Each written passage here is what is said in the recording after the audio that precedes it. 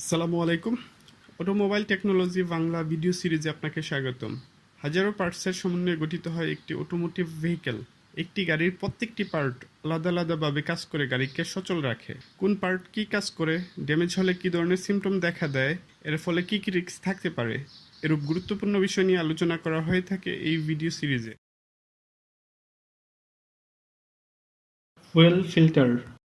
ফুয়েলের সাথে থাকা যে কোনো ধরনের ময়লা বা অপদ্রব্য ইঞ্জিনে যেন যেতে না পারে, তাই ফুয়েলকে ফিল্টার করতে ফুয়েল ফিল্টার ব্যবহৃত হয়। দীর্ঘদিন ব্যবহারের ফলে ফুয়েল ফিল্টারের ফিল্টারিং এলিমেন্ট জ্যাম হয়ে যেতে পারে। এতে করে ফুয়েলের পাম্পিং প্রেসার কমে যেতে পারে।